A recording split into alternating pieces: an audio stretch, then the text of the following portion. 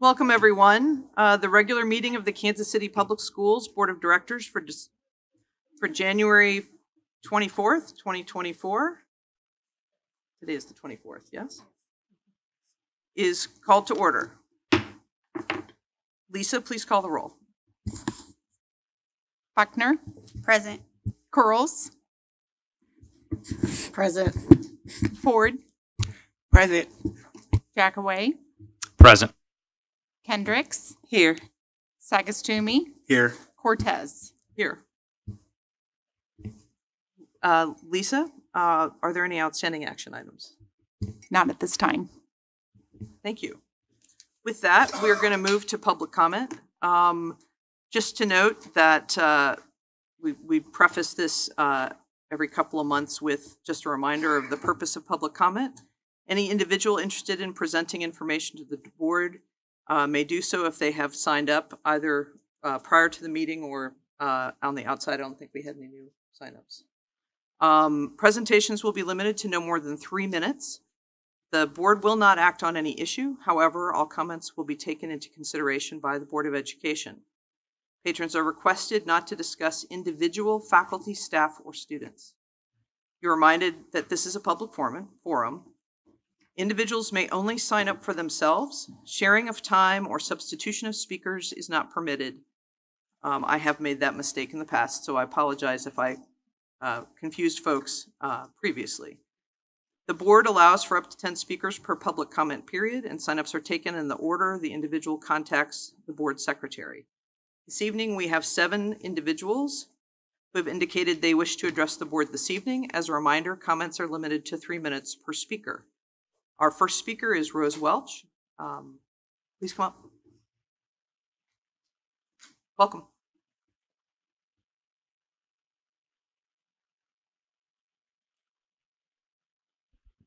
My brain thought 4 minutes, so I'm going to talk real fast today. Sorry about that. So my name is Rose Welch. I'm here with SEIU Local 1. I signed up for this public comment spot on December 13th of last year via email, the way that I always have. I also sent signups for 9 other people, including workers, parents, and a student, the way that I always have. And all 10 signups were confirmed by the board on January 2nd, the way that they always have been. But then, less than a week ago, something different happened. This time, the board sent their secretary to tell us that we had to jump through new and additional hoops at the last moment, with the understanding that our spots would no longer be held for us, so anybody who signed up in the meantime would get that spot instead of us. Some of those folks took it to mean that the board didn't want to hear from them, that it wouldn't be worth the effort because you can't speak to closed ears. So, for better or worse, speech stifled. Another speaker, an 11-year-old student, still wanted to come speak her piece, so she actually had her parents jump through those hoops and got a reply demanding her home address, her school, her grade, etc. After which her dad called me and said, listen, she really wants to do this, but I need to know, is her information going to be public if we do this? And I had to say yes. If you send that to the board, it will be public. And he said, I'm sorry, I have to look for her privacy and her safety before anything else. So she's not here today. And I'll tell you, she was heartbroken, but she got on the phone and she thanked me for trying to get her a spot. And that was heartbreaking, not just for her, heartbreaking for me, but also for all of you. Because I know that not one of you decided to run for the school board because you just needed something to do on a Wednesday evening. Not one of you sat in your living room and thought, well, it's either book club or the school board and I'm tired of Mitch Albom, so I'll do this. Every single one of you wanted to do this for the same reason that I'm here today, because you care about quality education, because you care about parents and students, because you care about community. And for better or worse, that is what we're building or breaking with our collective effort, is community. So I'm here today with an offer. I'm sorry, I missed a spot. What I was going to say is right now that family thinks the union got them a spot and the board took it away, and that's what's heartbreaking, because obviously I don't think that's actually the case, but that is how it appears to people. I can't do some of this because I need a minute more than I've got, so I will email some of it. But what we're offering is to go to a group training. It would be all the stewards from the union. It would be me. It would be my staff. It would be the board members, a couple of key admin, and the 3 department chairs. The Federal Mediation and Conciliation Service doesn't just come in and help us judge disputes. They also have trainings that help repair broken relationships, that help people really come to a good place. We would be willing to go to that training if y'all are willing to come with us. Like I said before, I'll send an email. But right now, we're at a place where families, parents, workers think you don't care. I think that's not the case, and I challenge you to come do this with us. Thank you. Thank you. The next speaker is Damian Smith, and if I mispronounce your name, I apologize. Welcome.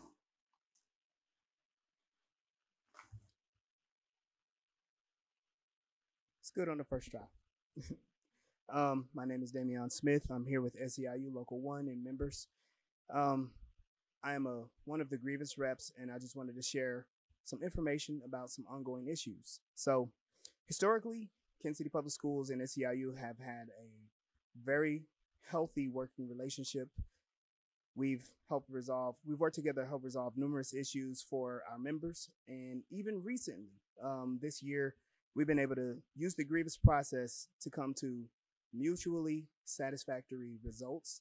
A lot of our grievances are settled with good conversations, mutual understanding, and for whichever parties are involved, it's being mindful and performing better.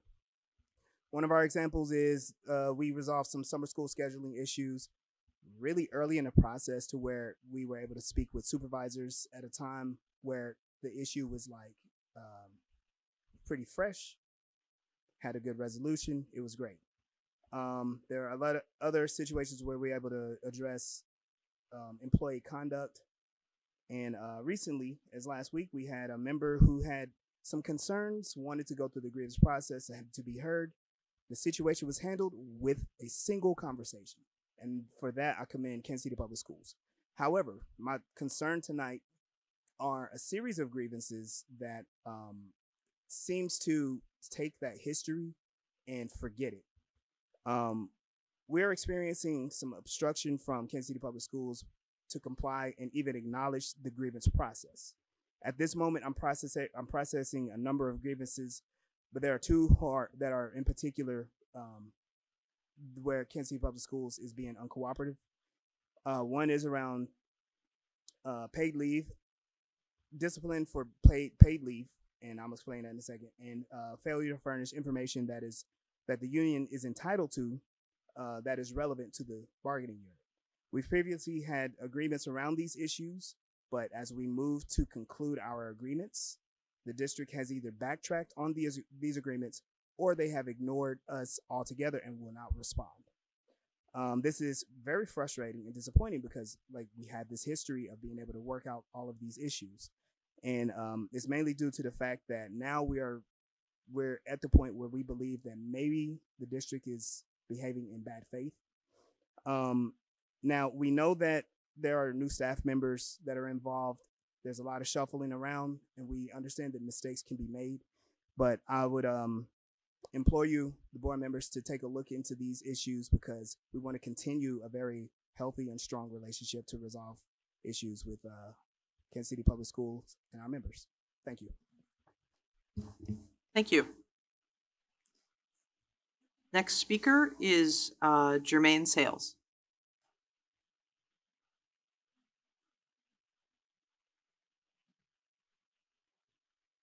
Welcome. Hope everybody can hear me clear.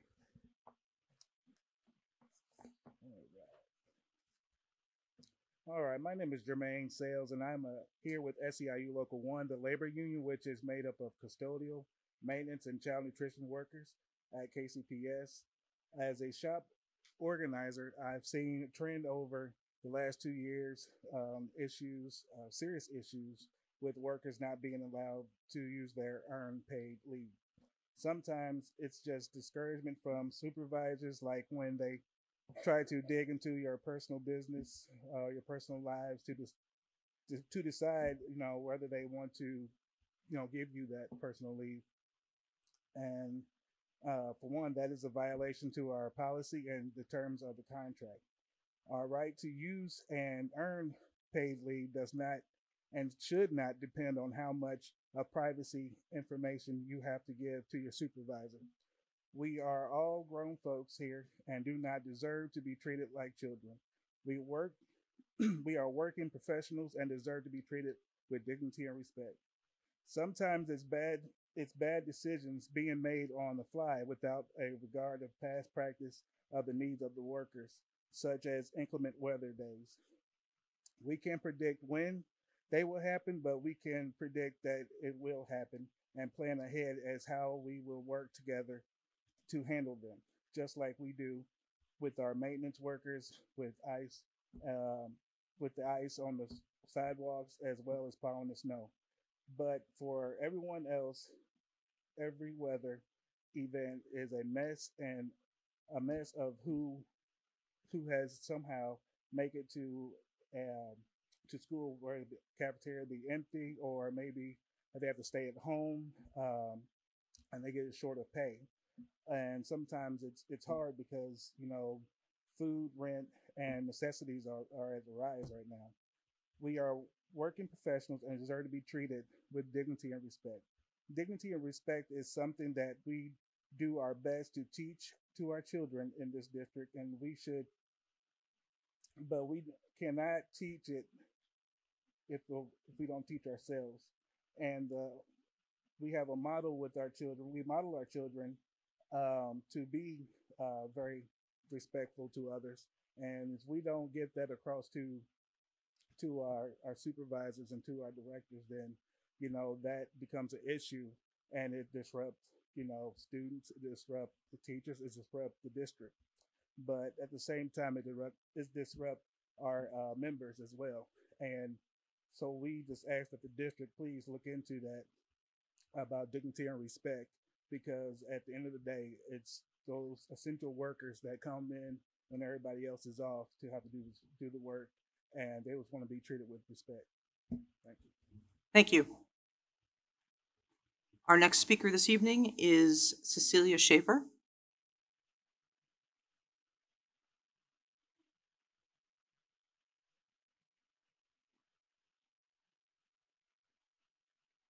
Cecilia's parents were told that she couldn't speak unless she provided her school, her home address, her grade, and some other personal information. So they're not here today. Thank you.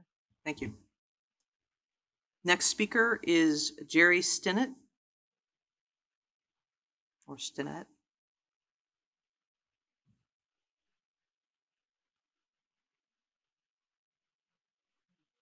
Sorry, pardon? Okay. Our next speaker this evening is Tom Love.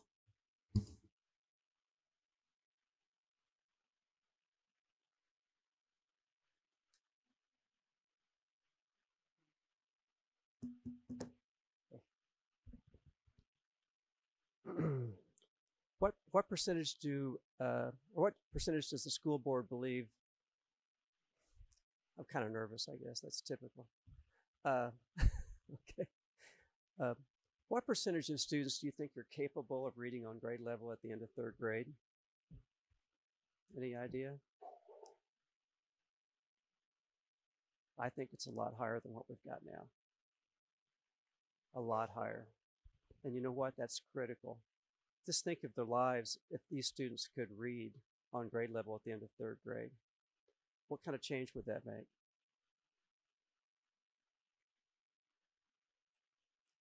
Two-thirds of inmates are illiterate, functionally illiterate, somewhere below fourth grade reading level. They haven't completed it. About a third of them have dyslexia. You've all heard of dyslexia.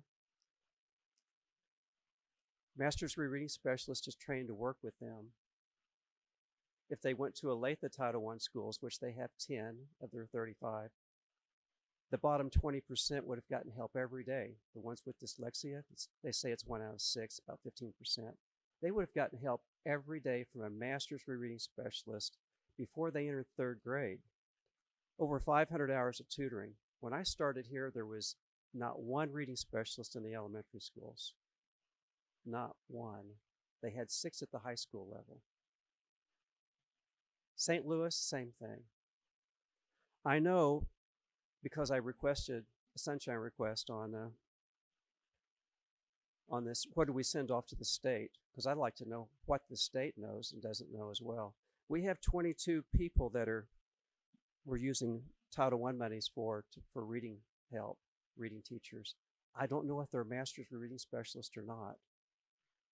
I really don't know. I'd like to know the answer to that. I think Dr. Franklin's going to be able to help me with that tomorrow. We need to know that. It's absolutely critical. Don't let an administrator not give you a straight answer, board members. Don't let that happen. Find out if we've got the help for these children that they're entitled to. You know, I remember a guy asked, someone in the Bible asked Adam, he said, basically, what happened here? And he said, Adam said, the woman that you gave me, she gave me to eat. Now, he's blaming God and the woman, but anybody except himself. And that's his typical answer for human beings. That's our human nature. We want to blame somebody else. But you know what? The responsibility for this is on your shoulders because you're the elected officials. And I trust that you care and you will find out if we can get this pipeline to prison shut down. It's based on third grade reading scores. Thank you. Thank you. Our next speaker this evening is Kim Riley. Welcome.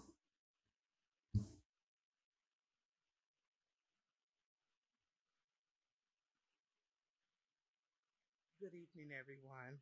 My name is Kim Riley. I'm the founder and CEO of the Transition Academy, and we help prepare youth with disabilities for the workforce after high school.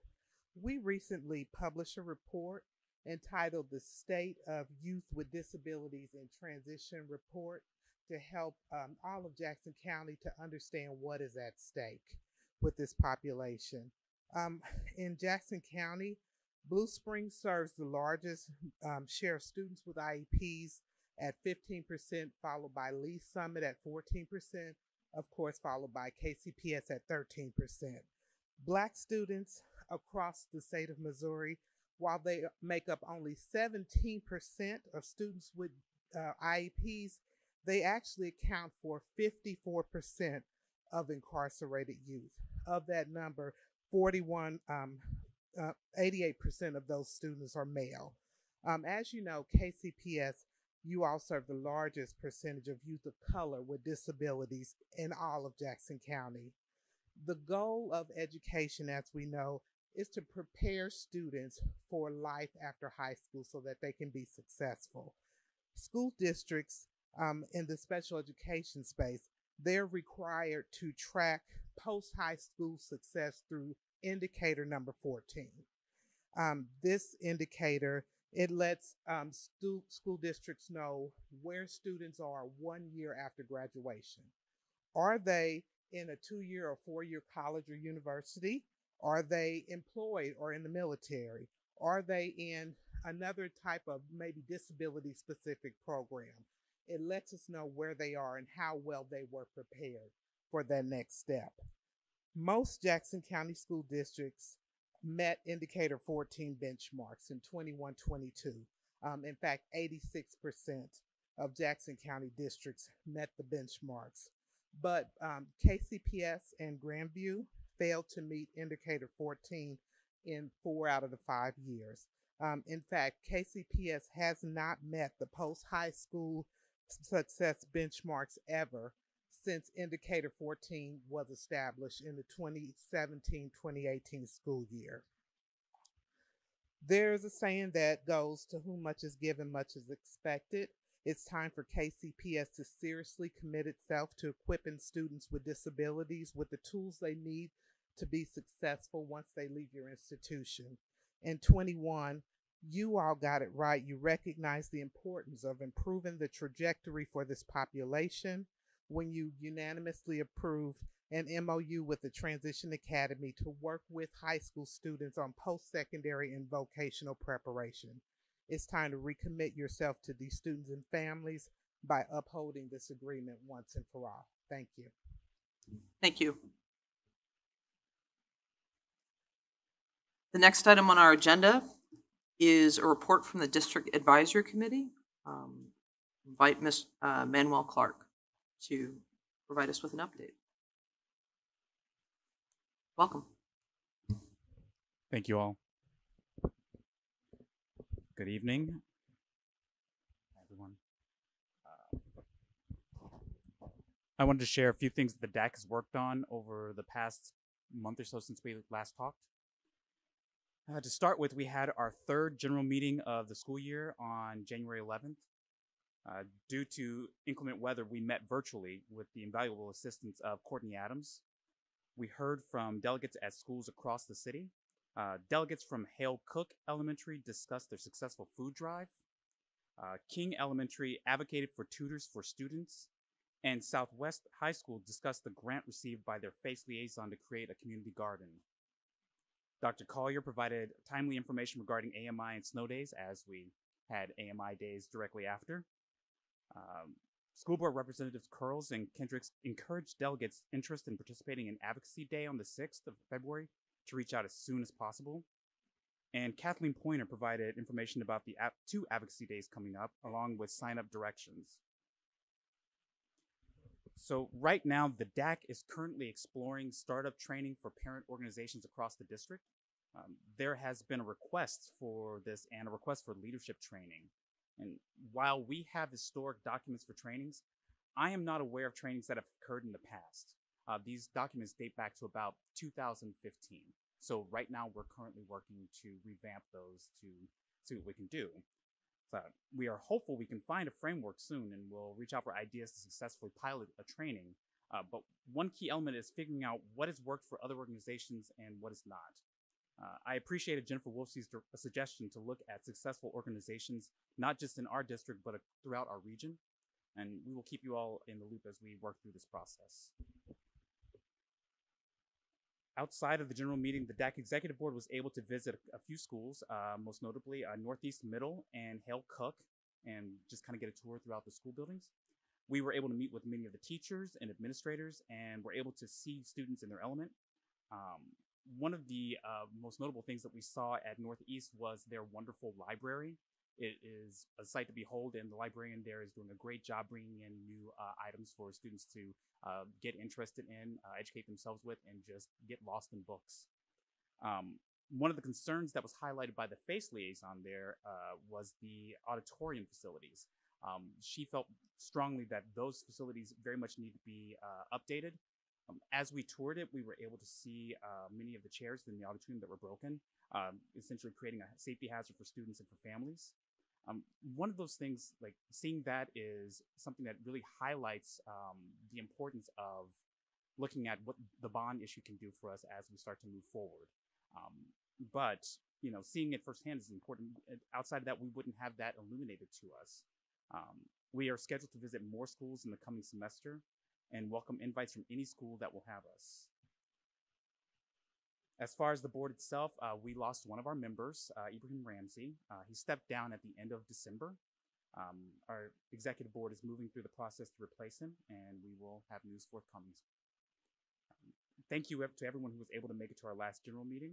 We look forward to seeing you all at the next meeting on March 13th at 6 p.m. And whether you're in person or on Zoom, your presence is appreciated. Thank you all for your time. Thank you for your leadership of the DAC.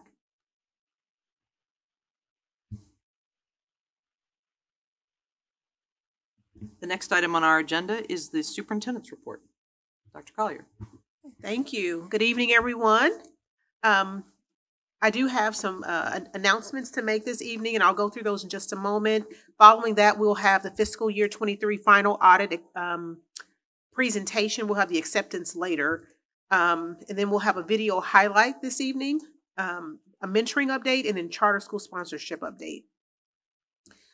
We've heard comments tonight, and I think it's important that that we speak to some of the things that we've heard, at least what I'm able to share at this time.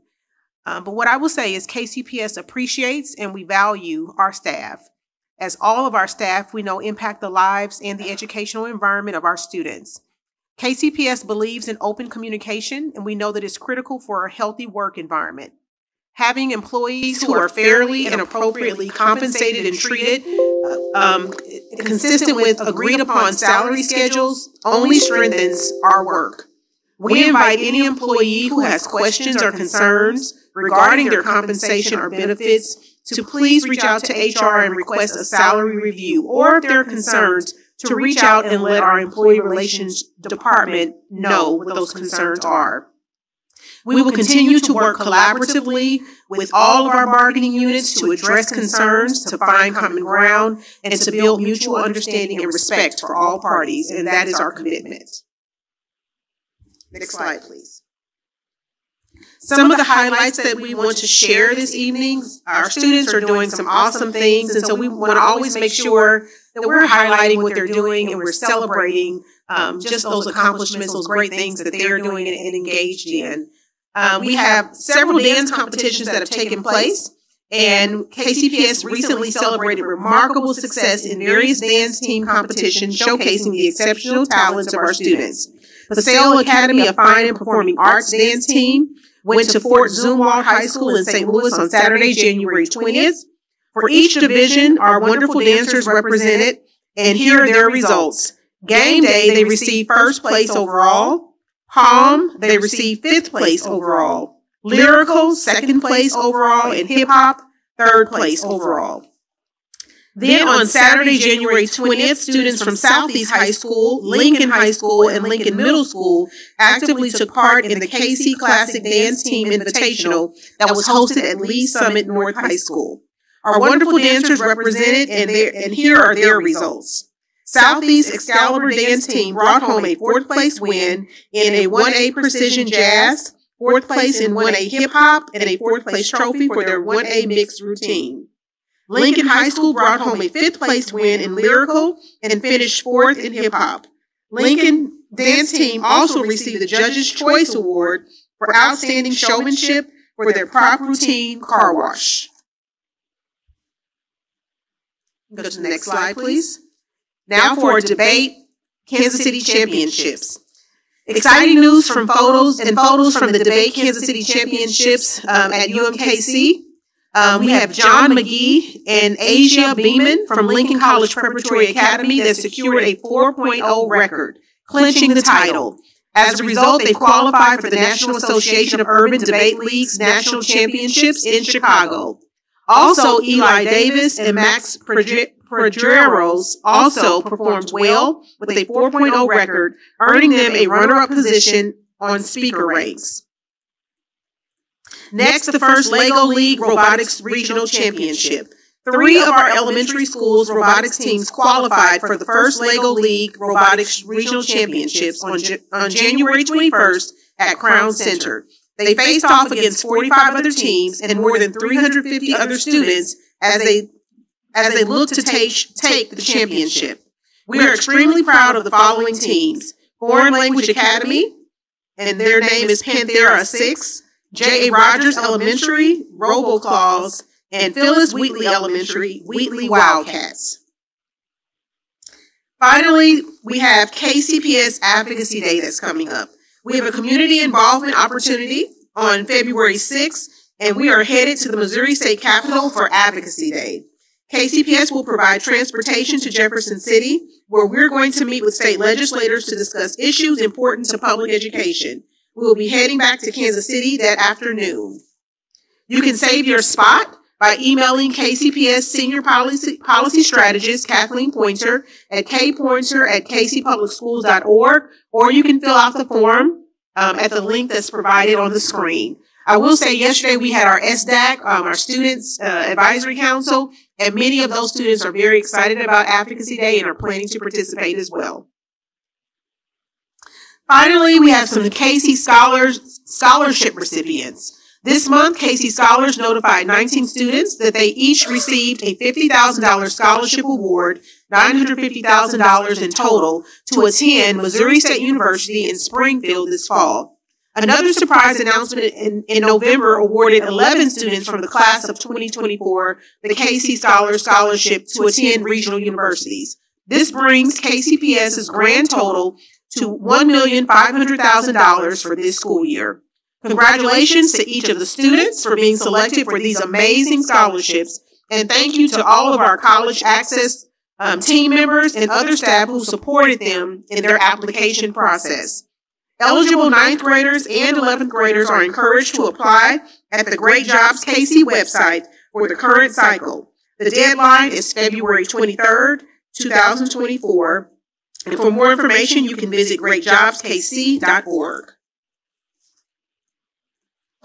And those are all of the announcements. At this time, we're going to have our fiscal year 23 final audit report, and we're going to have our CFO, Erin Thompson, come and introduce those who will be presenting this evening. Good evening, everyone. Board Chair Cortez, board members, Dr. Collier. Tonight will be our final presentation for the audit for fiscal year ending June 30th, 2023. And we have from RSM Christian Hughes and from Welsh and Associates for the compliance audit, Brian Welsh. RSM does the financial audit, and Welch and Associates does the compliance audit, and they'll explain that. Thank you. All right. Good evening, everyone. Similar to what we've done in the past, can you hear me okay? Similar to what we've done in the past, we've prepared just a brief PowerPoint that's going to just kind of help summarize the documents that you've been provided with at the conclusion of the audit. So this first slide here goes through and talks about each of those deliverables. So as Erin noted, we perform the financial statement audit, which is what goes through the annual comprehensive financial report. And then Brian is going to be somewhere around here. He performs specifically the federal and state compliance components of the testing. So just as a summary, as I noted, the first deliverable is the annual comprehensive financial report, or the ACFR. These are the audited financial statements, which includes management's discussion and analysis, and D&A, as it's also known, that goes through and provides a narrative on some of the whys in the financial statements for the year as far as 2023 results, more specifically compared to 2022. The financials also include the basic financial statements themselves, as well as footnotes and then statistical information. And the next slide will go through a little bit more detail on that. Another highlight in that is this is the document that includes the auditor's opinion on the financial statements. So we did issue an unmodified opinion, which is also known as a clean opinion, meaning the financials are presented in accordance with GAAP. The second deliverable is the compliance report. So this summarizes the results from the federal single audit. So just as a reminder, any organization that expends more than $750,000 in federal funds in a given year is required to have the single audit done along with the financial statement audit. So that's what Brian's team does.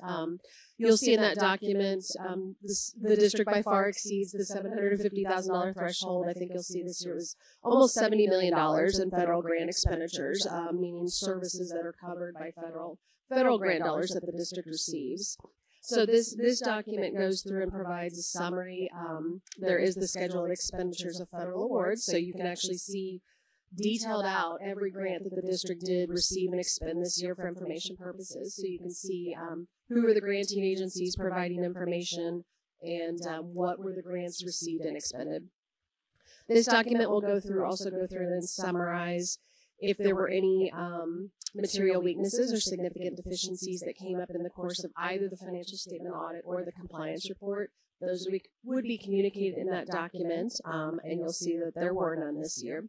So as a reminder, auditors do not give an opinion on internal controls, but we do have a requirement under the standards that if we become aware of anything that meets the definition of a material weakness or significant deficiency, that does have to be communicated in writing to the entity being audited.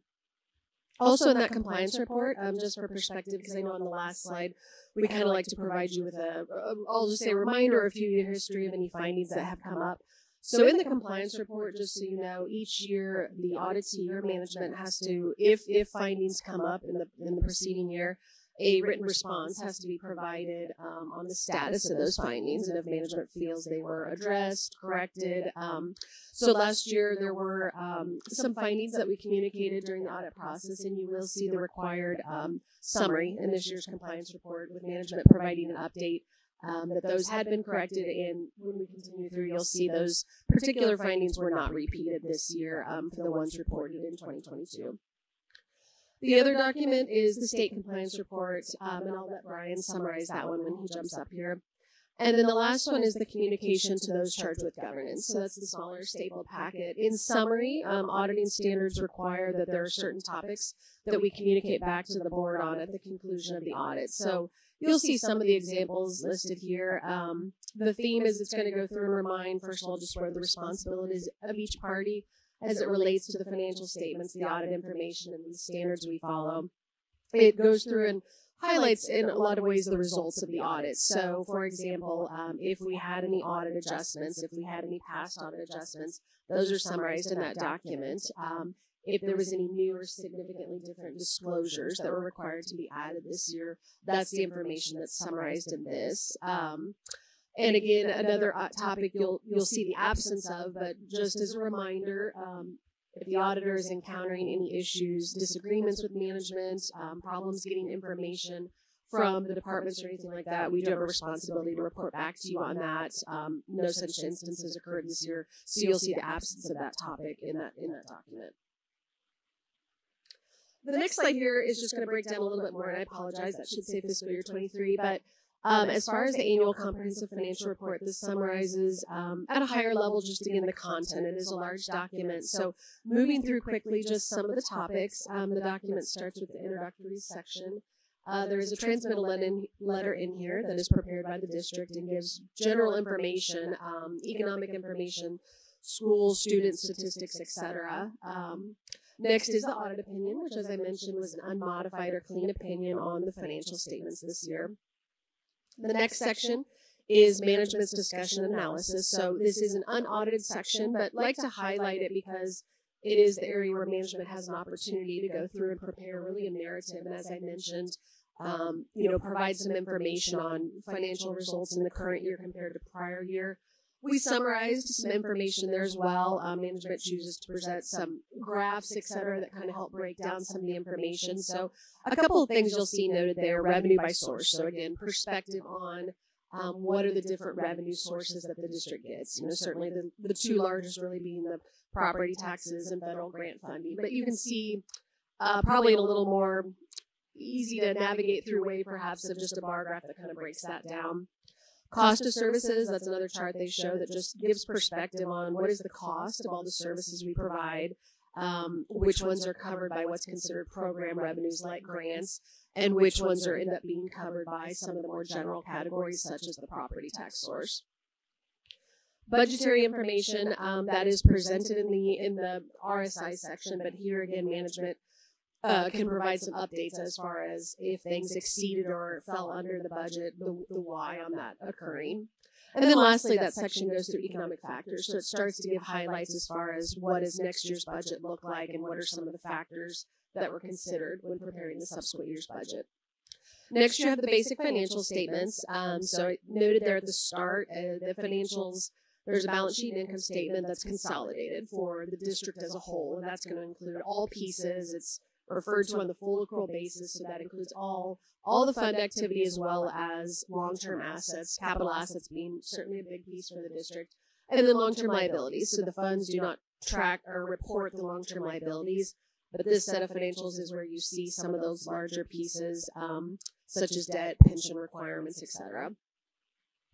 The subsequent pages for every fund, like the general fund, capital projects fund, debt service fund, those are all presented individually as well, individual balance sheet and income statements that can be monitored by the individual funds that are being tracked and budgeted for. You'll see there are a couple highlights as well, unassigned fund balance. So as a reminder, the general fund is the district's primary operating fund. Fund balance is the term for equity, so that's going through and you provide information on which pieces are restricted by a third party, committed by the board, etc. Unassigned is one that's often monitored. That means the balance available for discretionary spending in the following year. So there we put a stat there that unassigned balance of the general fund at the end of the year was $80 million. And for perspective, that represents about 38% of the district's annual expenditures for fiscal year 23. Following the basic financials is the footnotes. A lot of detailed information here. We noted some of the categories, so you can provide more detailed required disclosures on investments, capital assets, debt, what the fund balance restrictions are that the district has. There's detailed information on the pension plan, so the employees participating in that, because that does represent a significant liability for the district as far as future contributions expected into that plan. As I mentioned, there's a presentation of the general fund, so budget to actual, so just perspective on how did the actual results compare to the district's original and amended budget for the year. And lastly, statistical section. This is unaudited, but it's a good area to look at because most all of the schedules provide a 10-year history on the categories mentioned there. Of just it's really a recap of the last 10 years of the financials. It provides some detailed information on revenue capacity, what property tax assessments and things like that have looked like from a trend perspective. And then there's also just demographic and just general operating information. I'm going to pause. I can either turn to Brian to jump into the compliance audit, or if there's any questions specific to the financial statement audit, happy to go through that. Otherwise, I'll let Brian jump in to just a couple of recaps on the grant side as well.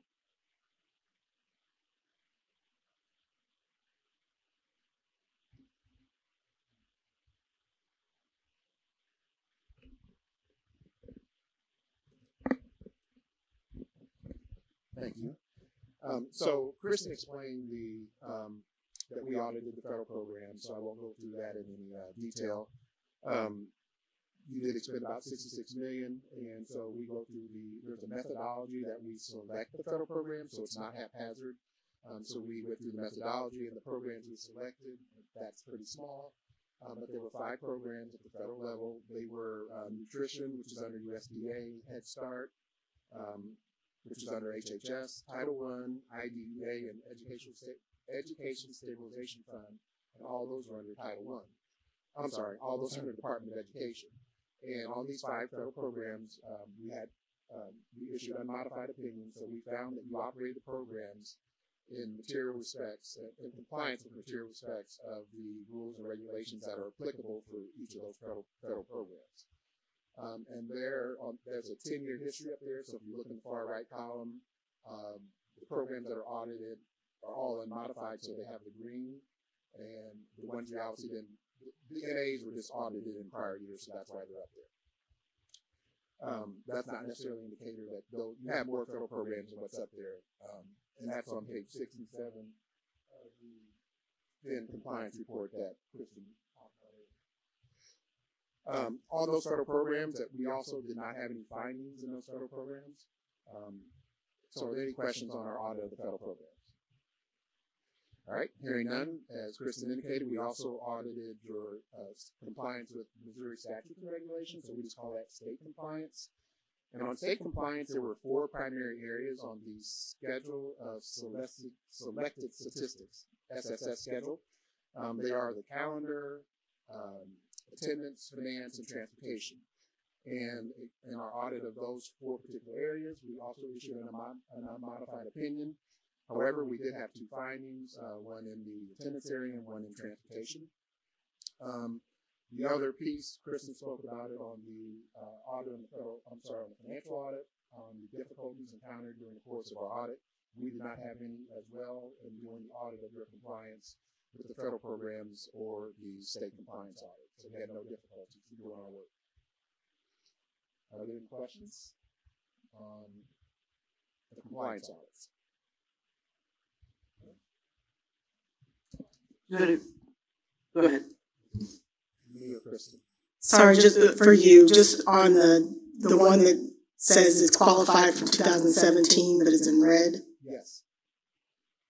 Does that mean it wasn't audited? What does? No. The red and green are programs that are audited, and on that one we actually qualified our opinion, so that's why it's in red.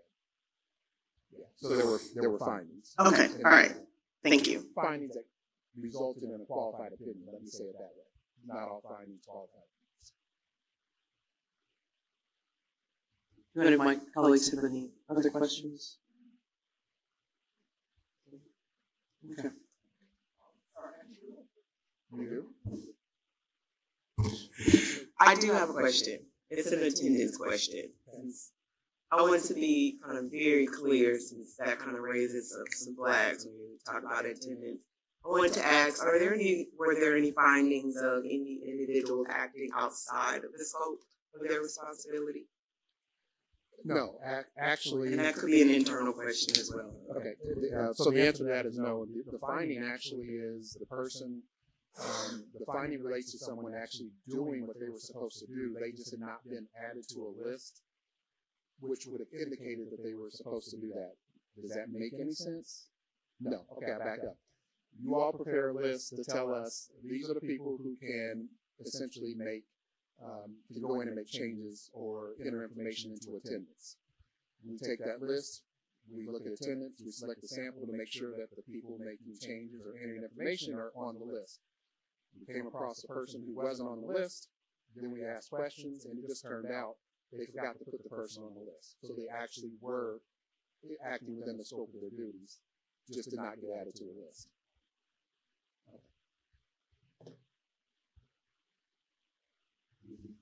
Any other questions? Thank you. Okay. Appreciate it. Appreciate it, everybody. Thank you.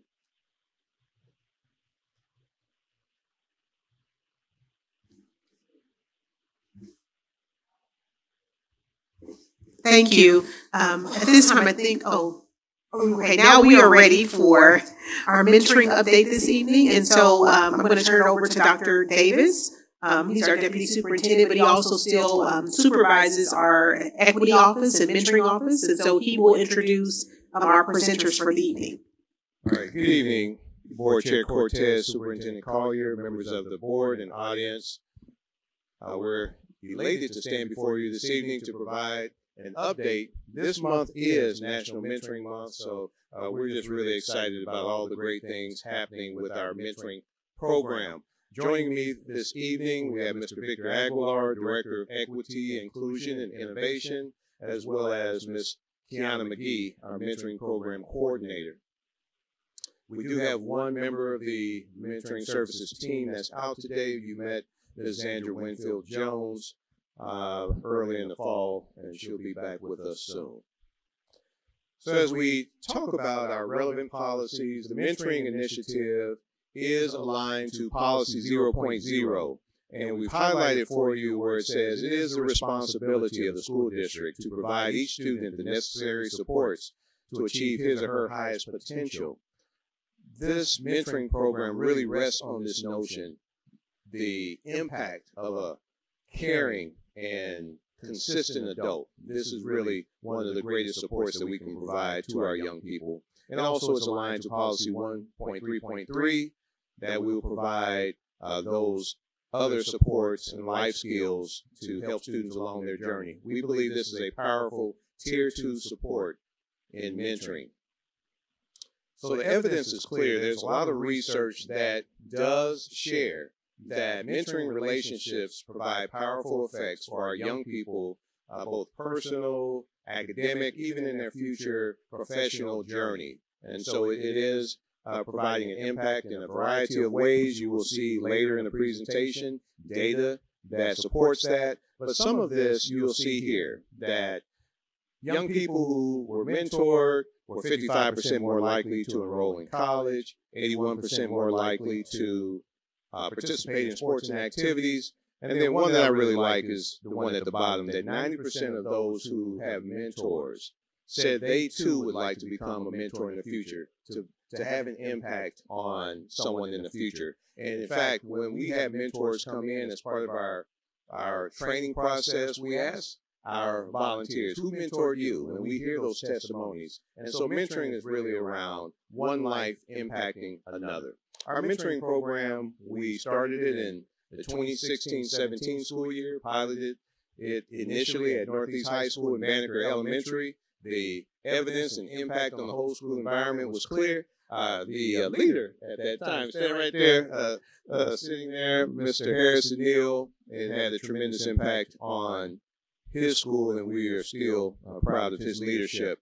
We want to share that we do have a portfolio of mentoring programs that we run as a school district, but our program is twofold.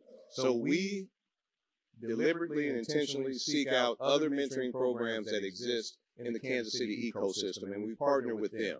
So what you'll see throughout the presentation is a collective of results according to many of the partnerships that we have with other mentoring programs, and then we still run our own mentoring programs. So I'm just going to quickly take you through the programs that we have.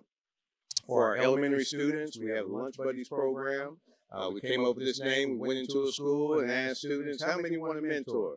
They look around each other, what's a mentor? How many want a buddy? All the hands went up. So we said, we're going to call this one Lunch Buddies. And it's been really successful. And we're really proud of the success of our elementary program. We also have our My Brother's Keeper, which is our Success Mentors program. This was founded from the Obama administration as part of his My Brother's Keeper initiative.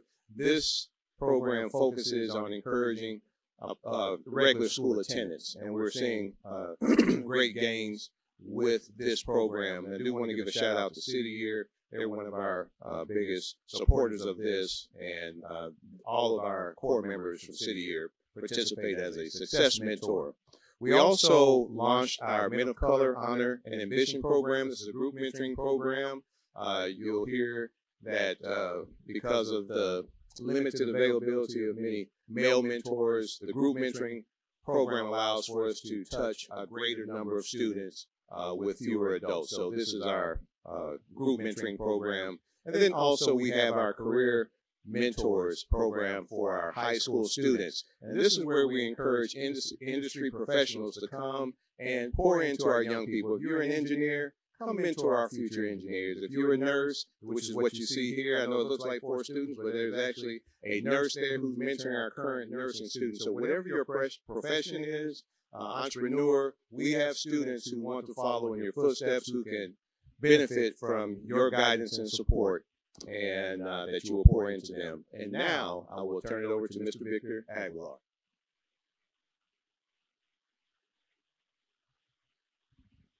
Good evening. Embedded within our strategic plan are 4 commitments, and equity is at the core of everything we do within Kansas City Public Schools.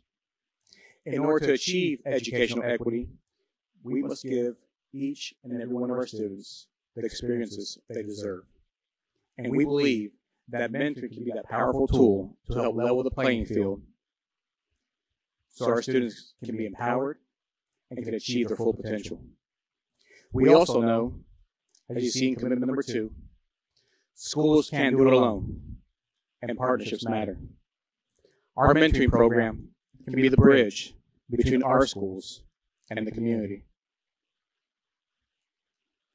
We have set 3 goals for ourselves that we will accomplish by the end of this school year. Goal 1 is close to my heart.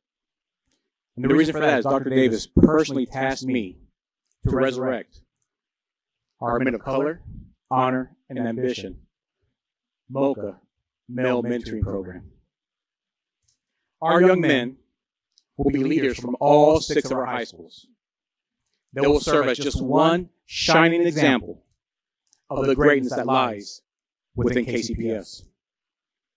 And let me tell you, our MOCA young men will be a true representation of the diverse student body that we have. Our MOCA young men will participate in leadership conferences, community cleanups, FAFSA seminars, and similar programming to strengthen their leadership and academic skills. Goal 2 is to increase the representation of staff mentors by 25%. Dr. Davis earlier read our equity policy 0.0. That is the responsibility of the school district to provide each student the necessary support to achieve his or her highest potential. We believe we have the staff in place right now to make sure we do exactly that. Goal 3 is to increase the number of mentor-mentee matches. As I progress through this presentation, I will show you all today the powerful effect that mentoring can have on our children and our community. And that is the reason for Goal 3. All these goals don't matter if we can't track them. This is where our KPIs come into effect. We'll look at a current list of mentors that we currently have within KCPS. We'll look at our MOOC applications that we have received. We'll look at our current mentor-mentee matches. We'll look at our end of the year survey data. We want to make sure that we use that data to provide a better service for our kids and also for our mentors. And of course, we want to look at our attendance and academic performance data. At the end of the day, that's what we're here for, is to make sure our kids meet those goals and become successful. One of those KPIs we're looking at is how many internal mentors we have currently. And currently we have 166 internal mentors. Our goal by the end of the school year is to have 205. And you may notice a little dip in this school year 24. The reason for that dip is because the rest of these years are complete years. We're currently in January. We're fully confident that we'll achieve our goal and hopefully surpass it. We are proud to have over 25 partner organizations within our mentoring program. And each and every day we look to grow that number. Just yesterday, the Lycans Neighborhood Association reached out to us. How can we partner to create a soccer mentoring group for our kids in the neighborhood? Today, East High School reached out. We need a mentoring group for our Latinas in the 10th and 11th grade. Can you help us out with that? Of course you can. And that's exactly what we'll do. But each and every day we're going to look at for more partners. Currently, under the umbrella of KCPS mentoring programs, we have 739 students. Dr. Davis mentioned our lunch buddies, our career mentors, and our success mentors, which I am proud to say I have an 8th grade student at Northeast Middle School. We have 739, but with our partner organizations, once again, we can't do it alone. We have over 2,000 kids in our mentoring programs, touched by a mentoring program. I want to introduce Ms. Kiana McGee.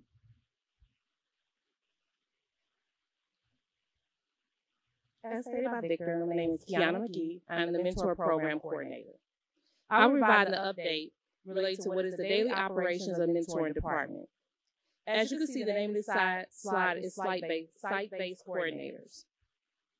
Our site-based coordinators are our individuals that are in the schools, our internal employees. As you see on the slide, Ms. Walker, who is a counselor at Central Middle School. Our site-based coordinators range from secretaries, counselors, restorative justice coordinators, in addition to their role as a site-based coordinator, where they are the first face that all of our mentors see when they come in the buildings. They are our champions for mentoring inside of our buildings. Monthly, we have professional development for our site-based coordinators, where we cover mostly customer service as we're receiving people in our buildings, and also having the opportunity to go over current trends within mentoring, as well as practices that may be, as far as our processes, that can be implemented in different schools. As we know, each school has their own culture, so therefore we can have a discussion, an open discussion on what works best. And in that time, we also discuss how can we recognize our mentors. We try to do this on a continual basis. Just last month, we had a cocoa bar where when mentors came into the buildings, they can have cocoa with their mentee over the holiday season. We do this on an ongoing basis with small tokens of appreciation to say thank you. Thank you for giving us your time. And we also try to make sure we always foster the current relationship with our partner organizations. As Victor stated, we have 25 plus partner organizations. We want to maintain that number and continue to add to it. And with that, we will move to our trainings to become a mentor. So if you ask yourself, how can I be a mentor? We have the link here. Please do not stop and go ahead and put this link in your phone or scan the QR code if you're not a mentor. We implore upon you to be a mentor. We need plenty of mentors. But this is the first step in the process to being a mentor. And in that first step, you will go to the link and put in the information that is necessary. And then that goes to the mentor-mentee match process.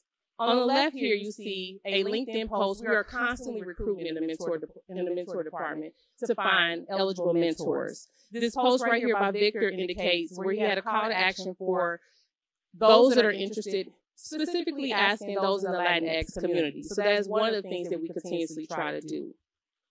As far as the match process, once you have went to that link, you would then be led to do a mentor training. It is a 90-minute virtual training. And once you complete that, we send you a follow-up email. After that follow-up email, you are asked to do a profile, which is much like an application. And you indicate what school you want to be in, what is your time availability so that we can make the best match. And once that is completed, if you are an external candidate, we would then ask for a background check and reference check. Once those are completed, that is usually where we have the most pause, we will then match you with a student based upon your availability and your school preference, and send a match letter out to the site-based coordinator so they would know that someone is coming into their building and that we have a student that is available, and to have that student available. Once the mentor confirms that they are okay to move forward, we then ask you are able to proceed. That is the mentor-mentee match process. Ideally, we like for it to happen once the background and reference check is completed up to 3 days. I will now turn it back to Victor.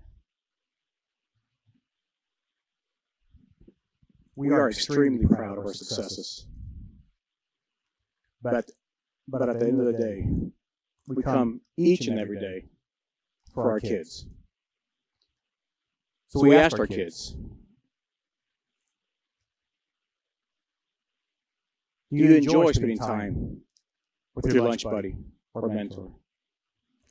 95% of those kids in kindergarten through 5th grade report that having a mentor makes them feel special. Put yourself in the shoe of a 1st grader at Pitch Elementary. It's been a tough day at school. Brain's been working overtime. But as I'm walking from my classroom to the cafeteria, there at that doorway stands my mentor,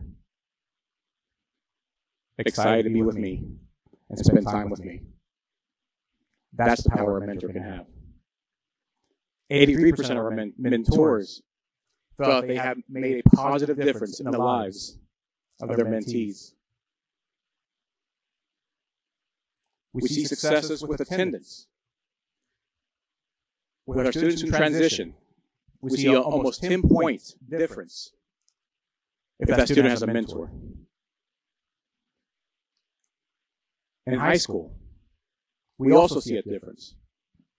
Almost 10 points also if a student has a mentor. Attendance is at the core of our schools. They have to be there to learn. And we're happy to say that mentoring affects it. Our proudest success can be seen right here. Students who have a mentor, by the time they're a senior, are almost 91% more likely to graduate on track and on time. The power of mentoring. And while we do have our successes, we definitely have room for improvement. We want to continue to grow the number of internal mentors serving our KCPS students. We'll do that starting in February. February 20th, we have a staff mentor presentation and training right here for our staff.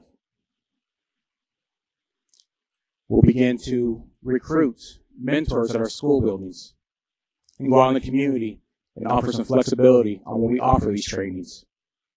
If they can meet at 6 o'clock, then we'll have a training at 6 o'clock.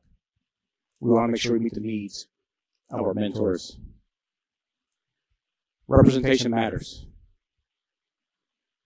I'm a prime example of it. My first male teacher was in the 7th grade, Mr. Piper. He was my social studies teacher.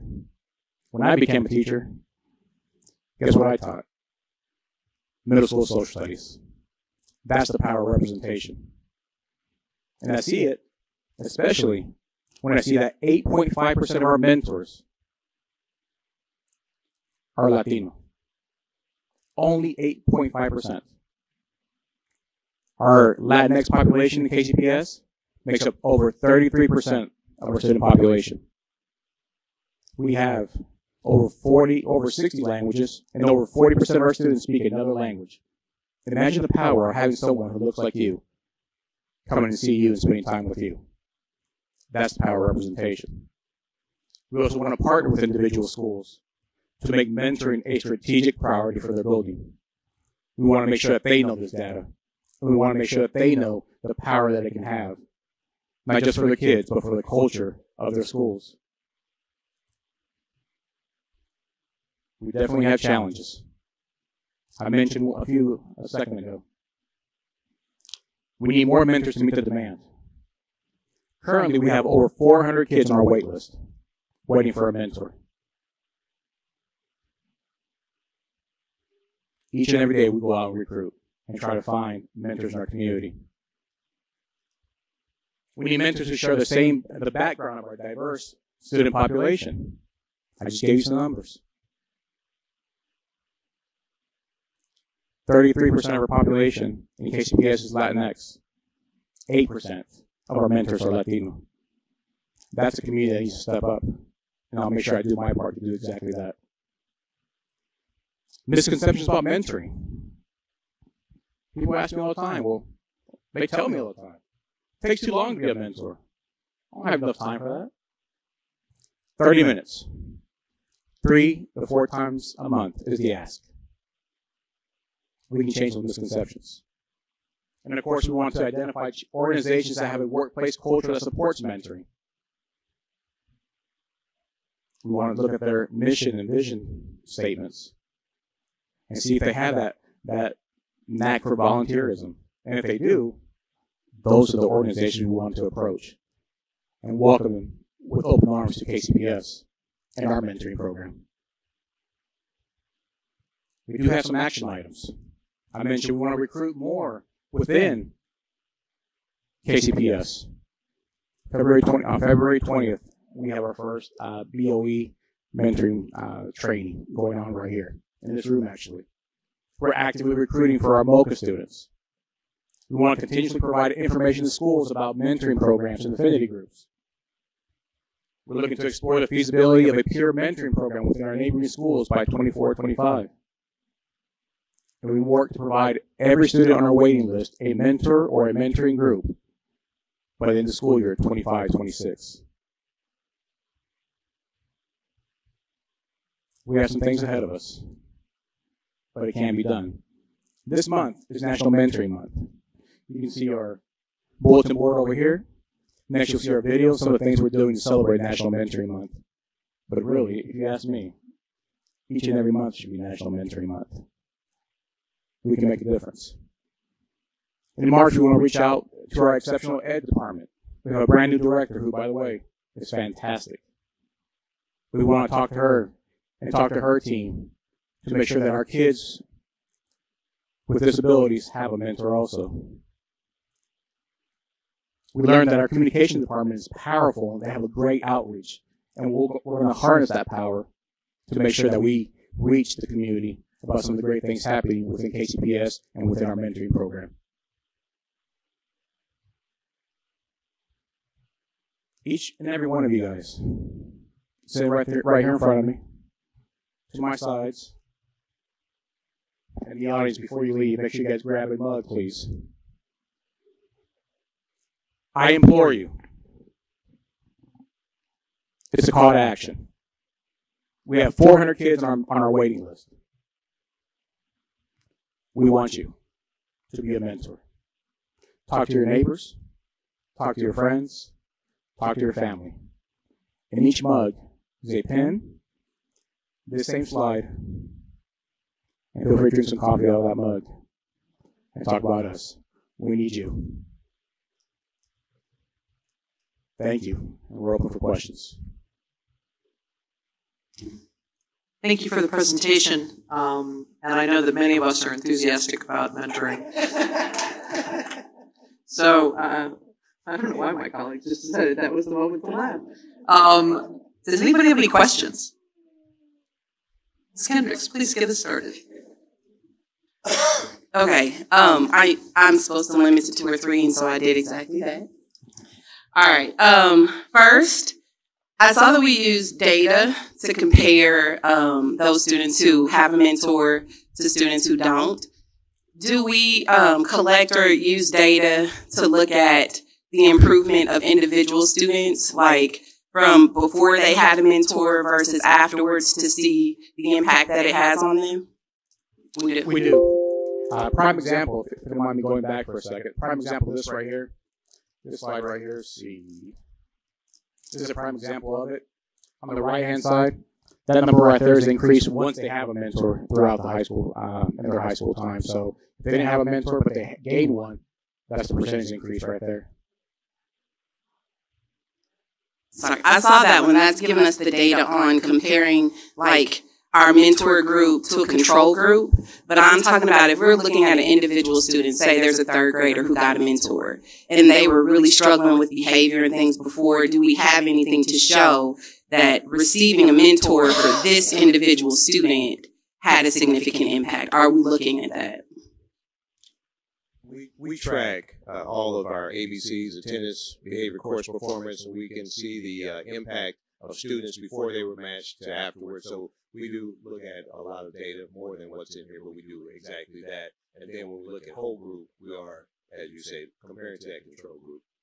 We see the overall impact. Thank you. And I'm not going to ask you to share that out with me. I just wanted to make sure that we were. The next thing was, because we just got this call to action and you want to make me feel guilty. Actually, I'll do this other one before. Okay, peer mentoring. I'm very excited about the opportunity for peer mentoring. I was a teacher before, and I would ask that as you're considering that, please consider not just using the students who are like the really good, high-performing one as the mentors. When I was teaching, my students who were 3 grade levels below in reading, if I would have them go work with the kids who were in kindergarten, they would be very excited. And the fact that they were teaching somebody else would help them, so just consider that. And then that was just a statement. You don't have to respond to it. The last one, I signed up to be a mentor before I got on the board. Last year, I completed the training, but I didn't do a profile. Do I need to go back and do the training again, or can I just complete my profile and be matched? You can I can send you a link and you can complete the profile from there, and then it just pick up from there. Thank you. You're welcome. Robert, do you have any questions? First of all, thank you very much. I have one small question. Under the successes, the slide up that talks about the success. And that particular question where it says, I enjoy spending time with my lunch buddy and mentor, has that same question has been asked for students through 9th to 12th? And what is that percentage for that buddy students? That same information is gathered. Same question, same survey for grade levels K through 12. What is the percentage? That's something I could definitely get to you. But in this case, we focus on our kindergarten through 5th grade for this number here. Josh? Yeah, I was curious, and this may not be something that you can answer right now, but maybe we could get some follow-up on. What's the average length of time that someone stays a mentor? So, you know, do they do this for 6 months? Do they do it for 1 school year, just across the board? Great question. The commitment that we ask is for 1 year. That's our commitment. At the end of the year, we do send out a survey to ask mentors, are they able to continue? Through the training, we do share that per the research, you have a 3-year relationship. You really see the optimal benefits and gains. So we do encourage mentors to stay longer. And before the pandemic, we had some mentors that were in their 5th year. So the vast majority, in fact, in our last year's slide that we showed the percentage of returning mentors, it was really high. And so the mentors are having a good time and a good experience with their mentees. And I should have shared this earlier.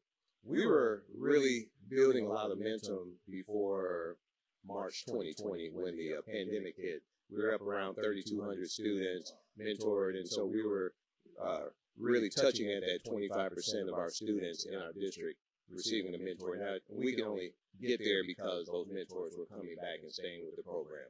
And again, in our 5th year, we had a lot of mentors that have been with us from the start.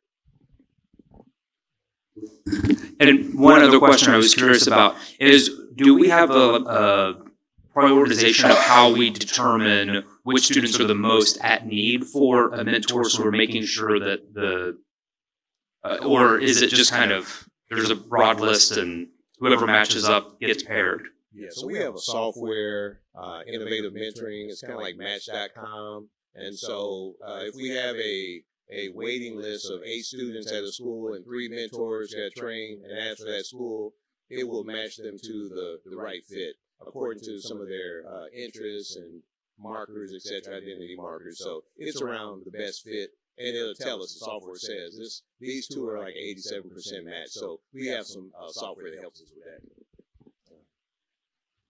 Ms. Ward? Please send me the application to public shaming. No, I did complete my training as well. I just didn't do the steps after that. So I'm ready. Can you all talk a little bit about after someone has been matched, what does the accountability look like to determine that that relationship is successful and the mentors are doing what they're supposed to do? So that was actually a topic of one of our meetings.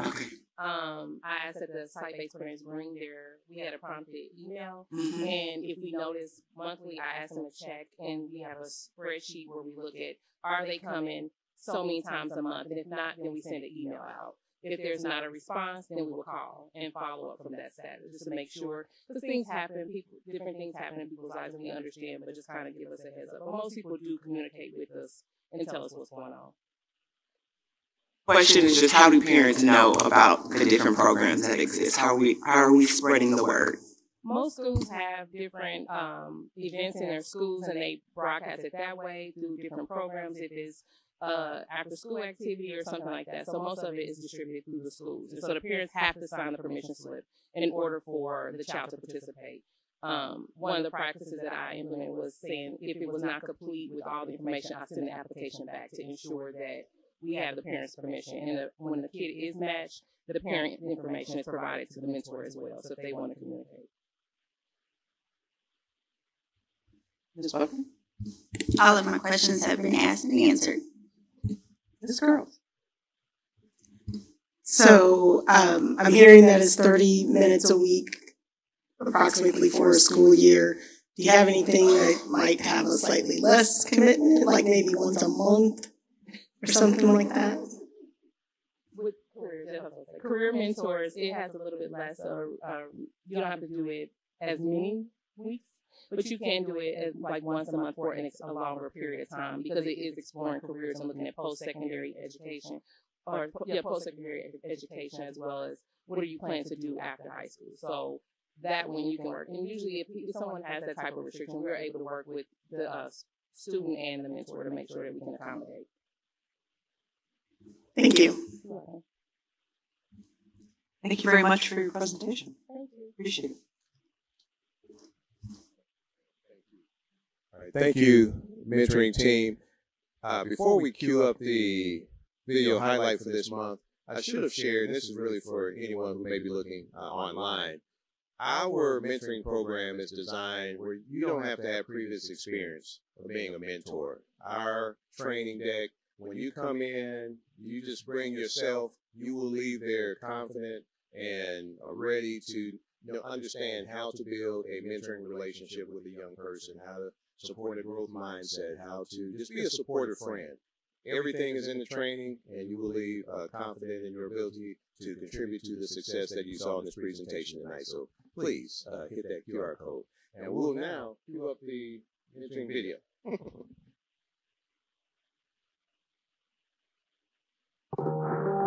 KCPS mentors, and we look for more folks signing up, getting trained, and going out and engaging our students. At this time, we are going to have a charter sponsorship report, and this will be provided by Allison Heil. She's our new Director of Education Collaboration. Good evening. I feel a little bit at a disadvantage. I don't have video, and I don't have swag. So all you have for me is a handout in your Word packet. But thank you so much for this time. I am excited to be here. Good evening. Board Chair Cortez, Superintendent Dr. Collier, KCPS board members, and members of the audience. My name is Allison Heil, and I'm the Director of Education Collaboration. And today I'm going to give you an update of the work we've been doing in the Office of Education Collaboration. So we are directed by Missouri statute and guidelines set out by Missouri statute and which are outlined in our handbook. We're also directed by Blueprint 2030 goals, and that this work supports and addresses improving student outcomes across the Kansas City education system. We are seeking solutions to address system inefficiencies and expanding access to district programs and opportunities that align with all student and family interests and needs. You may know that in Missouri, charter sponsors can be institutes of higher education. They can be accredited school districts, and they can be the Missouri Charter Public School Commission. You may also know that charters can actually be located anywhere in the state, in accredited, provisionally, or unaccredited school districts. However, they are currently only in Kansas City Public Schools, St. Louis Public Schools, and Normandy Schools Collaborative, which is in St. Louis County. So Kansas City Public Schools became a sponsor in 2015, and as a sponsor, we are responsible for monitoring and evaluating charter performance. We look at governance, academics, compliance, finance, through a variety of methods. So site visits, observations, interviews, document reviews, things like that. And as you can see here, these are our current sponsored charter schools. So Allen Village, Crossroads Charter Schools, and Gordon Parks Elementary School. And KCPS was renewed as a charter sponsor in 2022 for the next 3 years. So prior to me being part of the Office of Education Collaboration, the office had established tiers for collaborating across the system. So you can see in Tier 1, those are just really kind of shared practices. What professional learning can we share with one another? What are opportunities to learn with one another across like classroom management best practices, things like that. Tier 2 is either contracting with KCPS for services that we provide, or sharing contracts for services and going in together on a contract. And then there's of course Tier 3, which is a contract or a partnership school being sponsored by KCPS as a charter or co-location. So a contract school, just to kind of clarify that, a contract school is when the district contracts with another entity to run a school. So they can contract with another nonprofit, or it could be another charter school, which is kind of the more common partnership that you might see there, but that's just the difference between a contract school and a sponsored charter, a KCPS sponsored charter. So I assumed this role in October of 2023 and immediately jumped in, getting to know our KCPS charter leaders. I was able to meet with them before a winter break and even go and see building tours, which was very fun.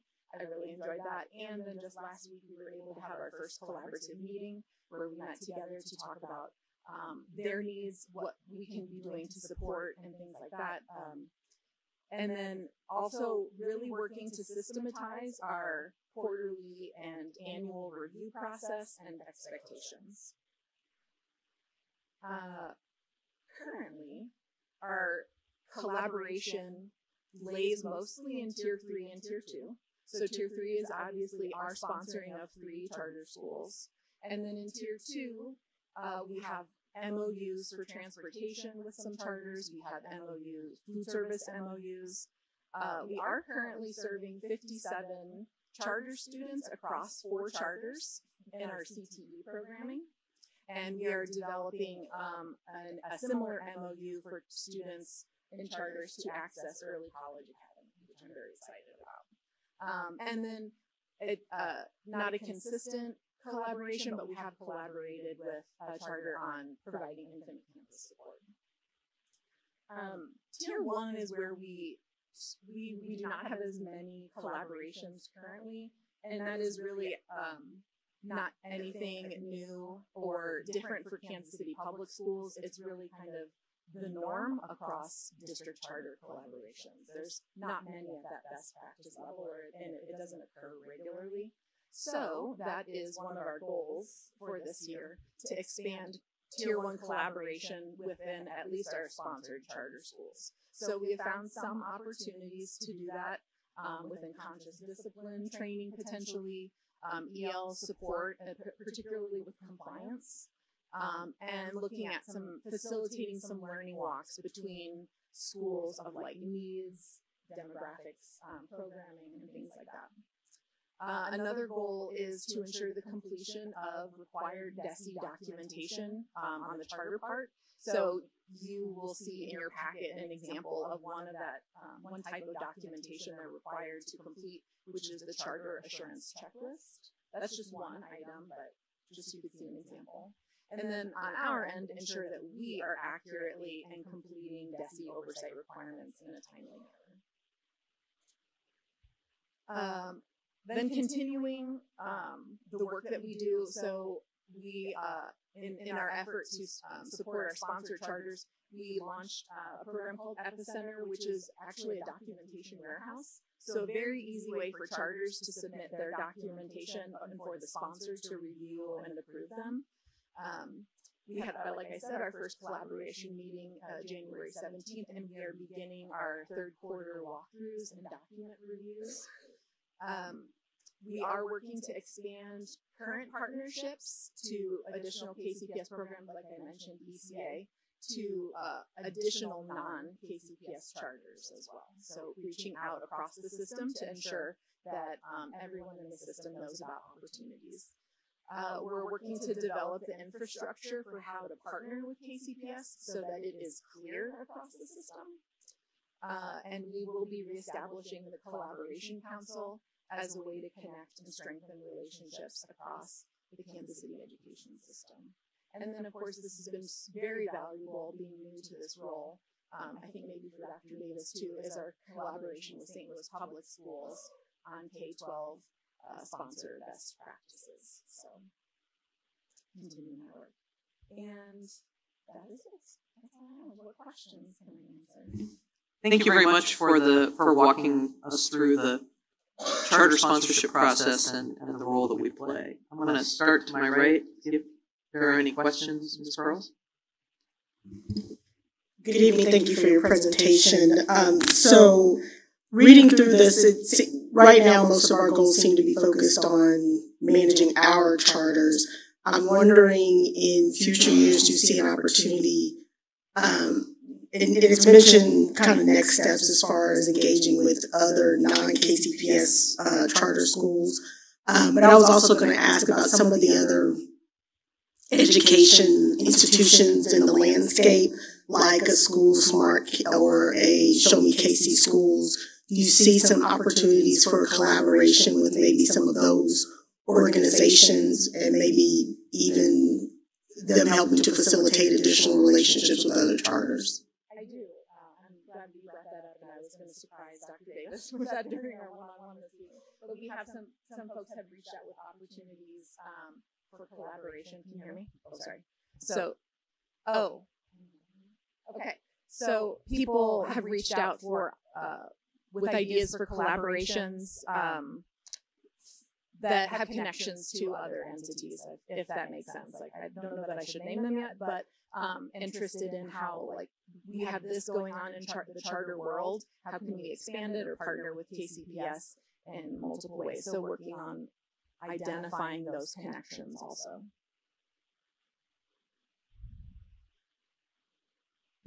Ms. Buckner? I'm trying to find the, it's very loud. The best way to answer this, because let me just name, like, I support the fact that we are collaborating with charter schools. But I do wonder, I think it should be stated publicly, like, what is the benefit to KCPS? I know there has been, there's fear with collaborating with charters. And so can you speak to that a bit? Mm-hmm. Okay. So I think I could probably safely say that I came to this space a little bit like maybe what you're addressing.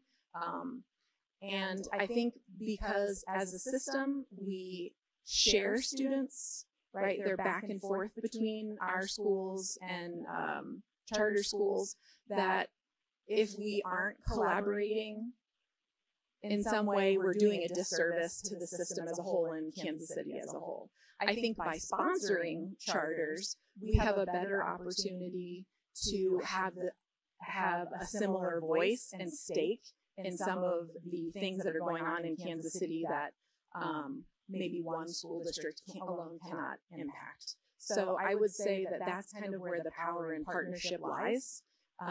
We are a system of choice, and that is not going to go away. And so I think if we build partnerships and connections, we can make differences and saying things like, this is a policy we don't need in Kansas City, and building partnerships in that way can help us be stronger in voicing opinions and things like that. I think that was beautifully stated. Thank you. Ms. Ford, are the schools that we are currently sponsoring, are they in compliance, if that's the word, or good standing with all of the areas that we are held accountable to? Yes, they were all just recently renewed. I believe Crossroads was renewed for 10 years under a high quality expedited renewal, and that is not easy to accomplish. So they're all in good standing, and I'm just enjoying learning about their philosophies and cultures and supporting them. And Ms. Kendricks. I have questions. Okay. First of all, thank you. And because I forgot to do that to the last people, and I need to get better about that. My question was around us sharing programming, because I know that parents sometimes don't know the difference between the charter schools and us. They also don't know what programs are provided by us or by charter schools. And since we are collaborating with schools with whom we have to compete against, it's important to me that parents know that these opportunities are available because of KCPS. So do we have anything in place to ensure that if these students are participating in ECA, they know that it's the ECA program through KCPS? Because that's one of the things that we have that charters don't. And when we give it to them, then what do we have? And so do we have anything in place? Because like with the manual tech, I didn't know we did CTE for them until I got on the board. So how are we ensuring that as people are navigating this system, they are fully aware of what it is that we are providing to all students? That's a great question, and I don't have an answer to that. I think that's something that we can absolutely work on. We are in the process of, we are in the process of not only mapping out that infrastructure, and it was on one of the slides, it will then become available on the website. So as Allison mentioned, she came into this in October. There were already some students being served in our CTE. It was somewhat of a mystery. You know, how did one person know? Maybe it's not known to others. And so we're going to make it a more transparent process as how you partner with us. We'll have the fees associated with that on the website for any potential school that would like to, we'll say, access one of the seats. So I do want to make it clear that as we talk about collaboration, we will not disenfranchise or have a KCPS student not in the seat. So the seats that they are accessing are maybe an available seat within a program. But if a program is full, then that opportunity just is not there. So, and the same with any other collaborations. I have no issue with us helping those people out. I just want to make sure, and I like the idea of the website, but I want to make sure that the parents who are not KCPS parents, but say a parent at University Academy who accesses ECA through us, how does that parent at University Academy know if they don't come to our website? I want to make sure that whoever's partnering with us has to let people know we partner with KCPS to do this. I will work on that. That's it. Thank you. Thank you for your presentation. And I don't have any questions. My question has been presented and answered. Thank you very much for the time. We appreciate your stepping into this role and look forward to learning more as we progress. Thank you. Okay, thank you, Dr. Collier. With that, we're going to move to the Board of Directors report. The first item in this section is the Board of Treasurers report. I'm going to turn the floor over to Jamaica Hendricks.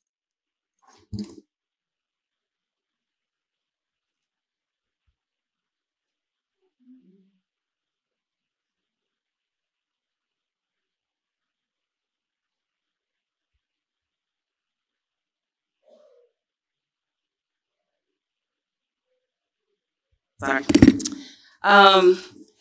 Again, on this slide, our revenue, hold on, am I on? Yes.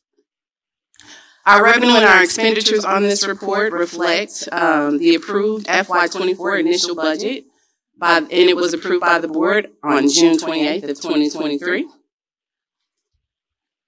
Want to move to the next slide? Is it? Yeah, you're already there. Next slide, please. All right. Our local income, which makes up more than half of our budget, mainly comes from property tax dollars. Jackson County sends tax bills to property owners in October, but right now the majority of our revenues are distributed in December and January. As of January 19th, we have collected 85% of the taxes we expect to receive. This time last year, we had collected 91% of those taxes. Our collection is lower this year because some taxpayers have paid their taxes under protest and others have filed lawsuits because they did not agree with the way the county assessed property in 2023. And so that affects whether or not the funds would be coming to us or when they will come to us. Year to date, our local revenue collection is mainly due to taxes, including interest, sales tax, financial institution taxes, earnings on investments, and grants from the Hall Family Foundation for middle college, Avid, and evening academy programs, Jackson County for community children's services, Baptist Lutheran for nursing services, and Digital Promise Global for innovative learning schools programs. Those were all grants. Year-to-date collection is for fines. Hold on. And this is for our county income. Our year-to-date collection is for fines. We expect to collect income from state, assessed railroad. Oh, this is state, I'm sorry. A state assessed railroad and utility tax in March. Our basic school funding formula is redirected to charter schools for our state funding, and that collection is mainly due to transportation, charter school sponsor fees, and education and screening programs. Next one. Here you can see that most of our budget, as usual, is about $270 million comes from our local property taxes. Now that we've looked at all of our revenues, we're going to look at expenditures. Salaries and benefits are, of course, the largest part of our expense budget. We're at 37.28%. The majority of KCPS salaries and benefit expenses are from certified employees. Normally we would be at 50% at this time, but KCPS expenses in total are 12.7% under budget, mostly due to vacancies that we have for positions that have not been filled.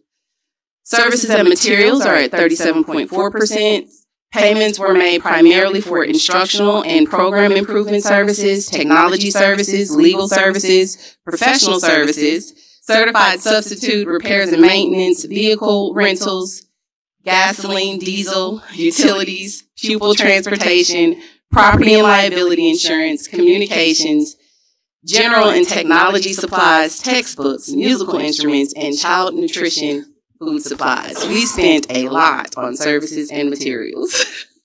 The significant budget amount that has been set aside for capital projects are for HVAC and air quality projects funded from ESSER, and school safety and facility building improvements funded from our operating budget. And we expect that these projects will be completed by the end of the fiscal year.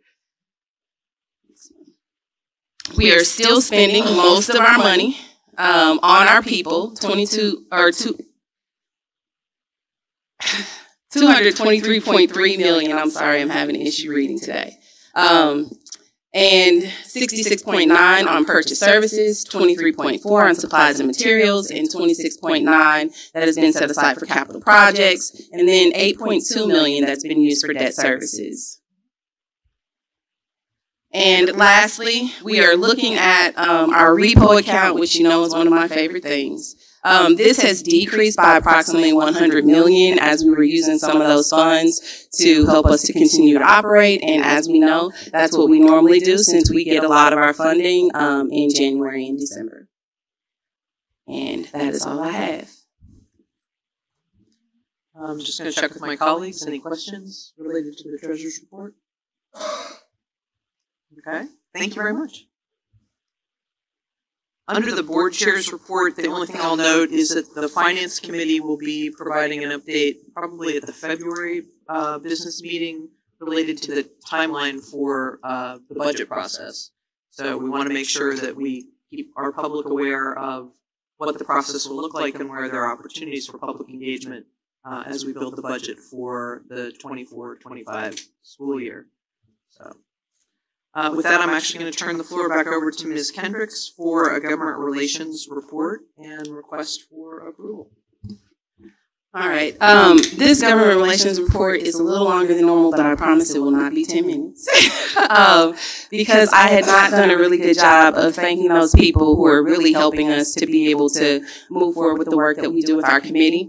We meet at 8 a.m. on the first and third Tuesday of each month, and we'll be doing that through June for the legislative session.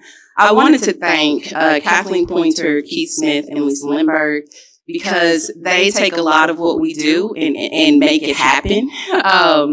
So we had our legislative breakfast, which I kind of went over very briefly at our last one, where these people put together a showcase for our students who performed because they are our why. And so Northeast High School Choir came to that.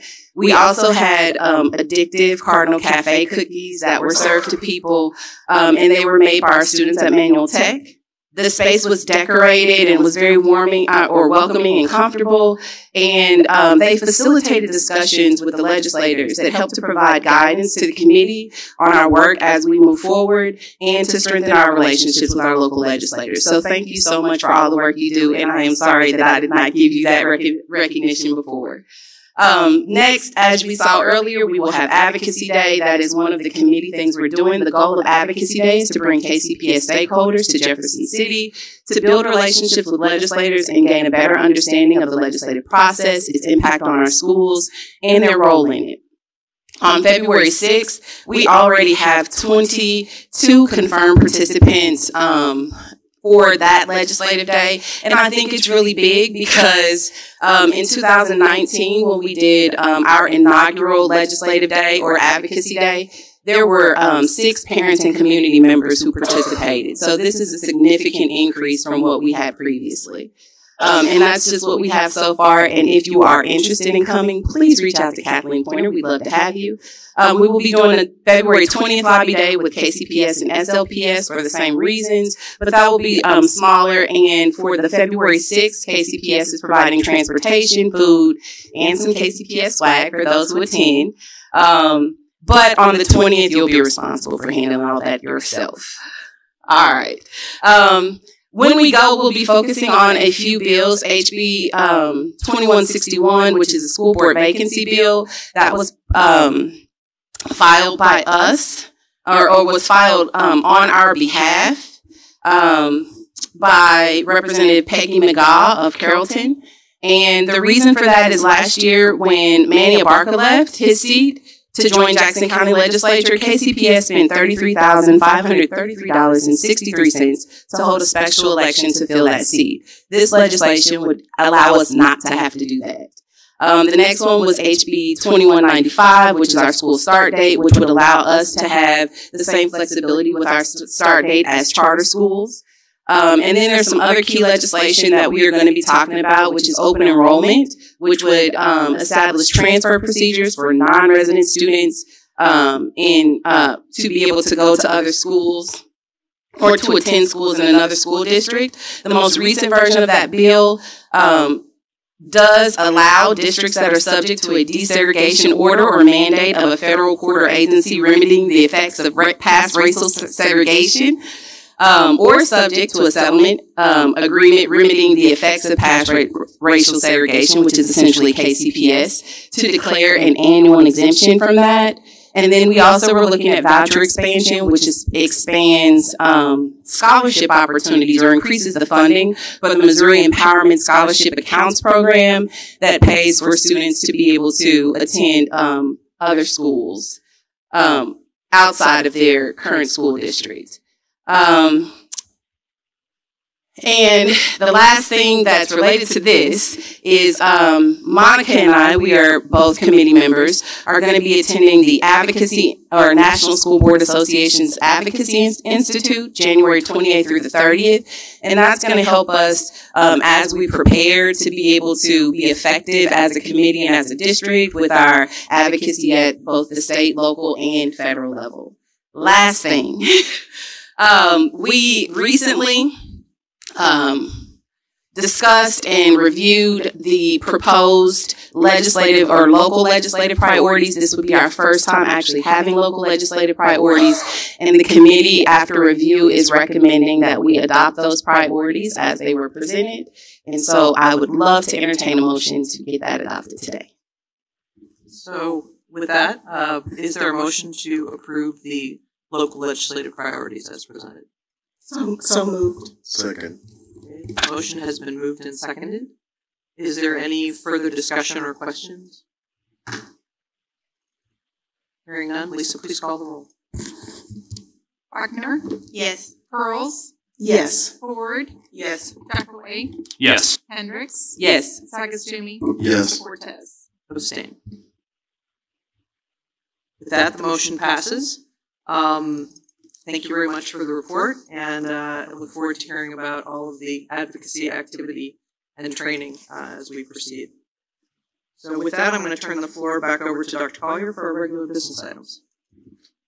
All right, this evening we have 8 regular business items, and so I'll go through each of those at this time. So starting with our very first, that is the acceptance of the financial audit that we heard earlier this evening. The administration recommends approval to accept fiscal year 2023 annual financial and compliance audit reports performed by external auditors, RSM US LLP and Welch and Associates LLC, to comply with DESE and Missouri statute requirements. The Finance and Benefits Department prepared the Comprehensive Annual Financial Report, or the CAFR, the Schedule of Federal and State Financial Assistance, and the Schedule of Selected Statistics. Minutes of the board meeting will be submitted to DESE to document the board's acceptance of these audit reports. Thank you, Dr. Collier. Is there a motion to approve the recommendation of the superintendent of schools to accept the fiscal year 23 annual audit and compliance reports? So move. Second. It has been moved and seconded. Are there any questions or discussion? Seeing none, Lisa, please call the roll. Wagner? Yes. Pearls? Yes. Ford? Yes. Jackway? Yes. Sagastumi? Yes. Hendricks? Yes. Cortez? Yes. The motion passes. Dr. Collier. All right, our second item this evening is MCOR Services Fagan. The administration recommends approval of the amendment to the contract with MCOR Services Fagan for the HVAC replacement at Central Middle School. During this project, there was a reduction in the contingency cost of $250,000, and it will be credited to ESSER 3 federal funds where the project is being funded. Engagement information includes bids for this project were issued on June 30th, 2023. All bids closed on July 14th, 2023. Overall, there were 3 bidders, of which 1 contract was awarded to MCOR Services Fagan. The MBEWBE participation rate for this project is 17.6%. Thank you, Dr. Collier. Is there a motion to approve the recommendation of the superintendent of schools for Amendment 1 at Central Middle with MCOR Services Fagan to reduce the contract by the amount of $250,000? So moved. Second. It has been moved and seconded. Are there any questions or comments? Hearing none, Lisa, please call the roll. Wagner? Yes. Pearls? Yes. Ford. Yes. Jackaway. Yes. Hendricks. Yes. Sakastumi. Yes. Cortez. Yes. Thank you, Dr. Collier. Okay, our next item is Mark First Amendment, COLA, and QI funds. The administration recommends approval of the First Amendment for the Direct Service Provider Agreement with Mid-America Regional Council for the Head Start and Early Head Start programs. The purpose of this amendment is to add funds for a cost of living adjustment and quality improvements. The amended contracts will increase reimbursement by $418,849 for a total funded amount of $5,637,364. Thank you, Dr. Collier. Do we have a motion to approve the recommendation of the superintendent of schools to approve the First Amendment for the Direct Service Provider Agreement between the Mid-America Regional Council and Kansas City Public Schools for Head Start and Early Head Start services? So moved. Second. It has been moved and seconded. Are there any questions or comments? Lisa, please call the roll. Wagner. Yes. Pearls. Yes. Ford. Yes. Jackaway. Yes. Hendricks. Yes. Sakastumi. Yes. Cortez. Yes, the motion is approved. Dr. Collier. Okay, our fourth business item is Lippert Mechanical. The administration recommends approval of the amendment to the contract with Lippert Mechanical for the HVAC replacement in Northeast Middle School. During this project, there was a reduction in the contingency cost of $450,269, and it will be credited to ESSER 3 federal funds where this project is being funded. The engagement information includes bids for this project were issued on August 4th, 2023. Pre-bid meeting was held on August 8th, 2023, and the site walk meeting was held on August 10th, 2023. All bids closed and were opened on August 21st, 2023. Overall, there were 2 bidders, of which one contract was awarded to Lippert Mechanical, and there is 0% MBEWE participation with this contract. Thank you, Dr. Collier. Is there a motion to approve the recommendation of the superintendent of schools for Amendment 1 at Northeast Middle School with Lippert Mechanical Services to reduce the amount of the contract by $450,269? So moved. Second. It has been moved and seconded. Any questions or comments? Seeing none, Lisa, please call the roll. Wagner. Yes. Pearls. Yes. Ford. Yes. Jackaway. Yes. Hendricks. Yes. Sakastumi. Yes. Cortez. Yes, the motion is approved. Dr. Collier. Okay, our fifth business item is the Missouri Project Aware Grant acceptance. The administration recommends approval to accept the grant from Missouri Department of Education through Missouri Project Aware Grant. The grant of $475,900 will be used to help fund and support our mental health programs. Thank you, Dr. Collier. Is there a motion to approve the recommendation of the superintendent of schools to accept the grant award in the amount of $475,900 from the Missouri Department of Elementary and Secondary Education through the Missouri Project Aware Grant Program? So moved. Second. Has been moved and seconded. Any questions? Comments? Hearing none. Lisa, please call the roll. Wagner. Yes. Pearls. Yes. Ford. Yes. Jackaway. Yes. Hendricks. Yes. Sakastumi. Yes. Cortez. Yes, the motion is approved. Dr. Collier. Our sixth business item is Logicalis. The administration recommends approval of the agreement with Logicalis to provide classroom Samsung interactive screen displays and Cisco WebEx conference schoolroom devices. The total cost of $876,584.12 will be funded from ESSER 3 federal funds. Thank you, Dr. Collier.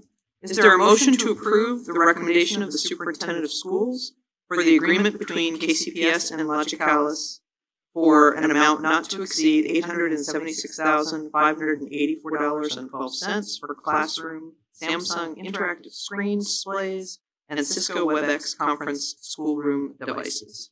So moved. Second. It has been moved and seconded. Any questions or comments? Seeing none, Lisa, please call the roll. Wagner. Yes. Pearls. Yes. Yes. Ford. Yes, sorry. Jackaway. Yes. Hendricks. Yes. Sagastumi. Yes. Cortez. Yes. Motion is approved. Dr. Collier. Okay, our seventh business item is Stanger Industries Incorporated. The administration recommends approval of the contract with Stanger Industries for the HVAC equipment replacement at Richardson Early Learning and Manual Tech. The not-to-exceed contract amount of $1,271,000 will be funded from ESSER 3 federal funds. The engagement information includes bids for this project that were issued on November 7th, 2023, and all bids closed on December 4th, 2023. Overall, there were 3 bidders, of which 1 contract was awarded to Stanger Industries. And this project is a 5.87% MBEWE participation rate. Thank you, Dr. Collier. Is there a motion to approve the recommendation of the superintendent of schools for the HVAC equipment replacements for Richardson Early Learning and Manual Tech with Stanger Industries in an amount not to exceed $1,271,000? So moved. Second. The motion has been moved and seconded. Are there any questions? Comments? Seeing none, Lisa, please call the roll. Wagner. Yes. Pearls. Yes. Ford. Yes. Jackaway. Yes. Hendricks. Yes. Sagastumi. Yes. Cortez. Yes, the motion is approved. Dr. Collier. Okay, our final business item for the evening is MARC Direct Services Agreement. The administration recommends approval of the Direct Service Provider Agreement with Mid-America Regional Council for the Head Start and Early Head Start programs. The Head Start program will provide services to 460 pre-K students at Richardson and Woodland Early Learning Community Schools. The Early Head Start program will provide services to 16 infants and toddlers at Central High School. The reimbursement amount of $5,924,818 is from November 1st, 2023 to October 31st, 2024. Thank you, Dr. Collier. Is there a motion for approval of the recommendation of the superintendent of schools to approve the direct service provider agreement between the Mid-America Regional Council and Kansas City Public Schools for Head Start and Early Head Start services in the amount of $5,924,818 for the period from November 1st, 2023 through October 31st, 2024? So moved. Second. It has been moved and seconded. Are there any questions or comments? Seeing none, Lisa, please call the roll. Wagner. Yes. Pearls. Yes. Ford. Yes. Jackaway. Yes. Hendricks. Yes. Sagastumi. Yes. Cortez. Yes, the motion has been approved. Our final item on the agenda this evening is the consent items. Do we have a motion to approve the consent items F1 through F20 on the consent agenda? So moved. Second. Lisa, please call the roll. Wagner. Yes. Pearls. Yes. Ford. Yes. Jackaway. Yes. Hendricks. Yes. Sagastumi. Yes. Cortez. Yes, the consent agenda is approved. Lisa, are there any outstanding action items from this evening? I did not receive any or didn't take record of any. Okay. At this point, did anyone? Okay. Thank you very much. With that, the meeting is adjourned. Our next meeting of the Board of Directors is, we're going to be a little out of sync February and March because we're trying to sync up with spring break. So our next board meeting is Wednesday, February 7th. This meeting is adjourned. Have a good evening.